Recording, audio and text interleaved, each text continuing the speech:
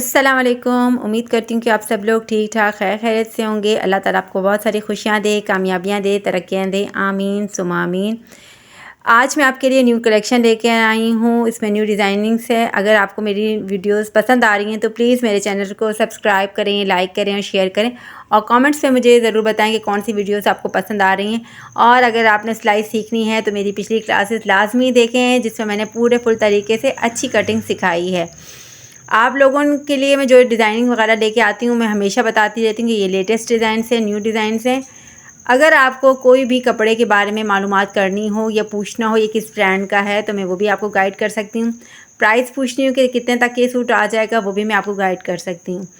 आज मैं आपके लिए लेकर आई हूँ जो डिज़ाइनिंग्स, इसमें लॉन्ग शर्ट्स हैं, शॉर्ट्स हैं, फ्रॉक्स हैं, डिफरेंट डिज़ाइनिंग भी है इसके अंदर। बहुत ही मुख्तलिफ़ किस्म के और अच्छे से डिज़ाइंस हैं इसमें आपके लिए। आज की गपशप में मैं आपको बताऊंगी कि मैंने सिलाई किस तरीके से शुरू की।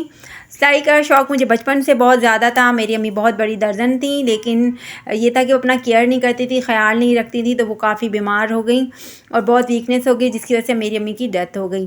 तो जो मेरी नानी थी वो मुझे बिल्कुल भी सिलाई सीखने नहीं देती थी, मना करती थी, लेकिन मुझे सिलाई का बचपन से ही बहुत ज़्यादा शौक़ था। तो मैं जब सिपारा पढ़ने जाती थी तो वो हमारे सिपारे वाली जो बाजी हुआ करती थी, उनको बहुत ही ज़्यादा अच्छी कटिंग आती थी और वो बहुत ही अच्छी सिलाई करती थी। तो मैं सिपारे के साथ साथ ये भी देख रही होती थी कि भाई ये क्या कटिंग हो रहा है, किस तरीके से सीती हैं, तो वो उनको मैं अक्सर नोट करती रहती थी वो क्या बना रही हैं। तो वही चीज़ें मेरे दिमाग में बैठ गई थी। उसके बाद मैं कई दफ़ा खुद पे बैठ के घर में कटिंग करती थी, गुड़िया के कपड़े सीती थी, फ्रॉक सीती थी। तो मैंने ये प्रैक्टिस बचपन से ही शुरू कर दी। डांट बहुत पिटती थी, नहीं सिलाई की परमिशन नहीं थी सीखने की, लेकिन मुझे शौक़ बहुत ही ज़्यादा था। शादी के बाद कुछ घर के हालात इस तरीके से हो गए कि मेरे हस्बैंड की जॉब ख़त्म हो गई, बहुत ज़्यादा परेशानी घर में आ गई। तो मैं बच्चों को ट्यूशन पढ़ाती थी। तो मेरी एक दोस्त ने मुझे कपड़े सिलाई करने के लिए दिए, तो मैंने उसको सूट सी के दिया, तो उसको बहुत ही पसंद आया। तो उसने कहा कि तुम सिलाई शुरू करो। तो सिलाई का शुरू करने का ये था कि भाई मुझे तो बिल्कुल परफेक्ट सिलाई नहीं आती। आपको पता है जब आप काम करते हैं तो बिल्कुल परफेक्ट और अच्छा होना चाहिए। जो भी चीज़ आप कर रहे हैं उसको ईमानदारी से करें, क्योंकि जो काम ईमानदारी के साथ किया जाता है, उस मेहनत के साथ किया जाता है, उसके अंदर हमें फ़ायदा भी बहुत ज़्यादा होता है, अल्लाह ताला भी उससे राज़ी होता है।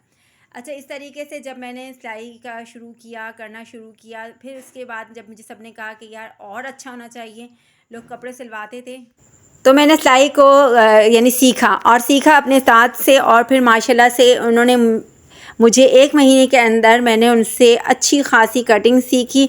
और मुझे इतना शौक़ होता था कि मैं जो चीज़ कटिंग बताती थी मुझे, वो ग्राफ बनाना सिखाती थी, वो पैटर्न बनाना बताती थी, तो वो चीज़ मैं घर में आके प्रैक्टिस करती रहती थी। उस चीज़ों को मैं घर में वो बताती थी और वो मैं कटिंग करके घर में सी लेती थी। और फिर जब दूसरे दिन जाती थी मैं दोबारा उनको तंग करती थी। इसी तरीके से माशाल्लाह से मैंने बहुत ही जल्द, क्योंकि मुझे शौक़ था। तो जिनको शौक़ होता है उनके लिए कोई मसला नहीं होता। कोई भी काम हो, वो आपको नहीं भी आता, कोई भी डिज़ाइनिंग आपको नहीं भी आती, अगर आपको शौक़ है तो आप फ़ौरन एक नज़र उसको देखकर फ़ौरन बना सकते हैं। तो वो दिल और शौक़ की बात होती है, और सिलाई में शौक़ का बहुत ही ज़्यादा हाथ होता है।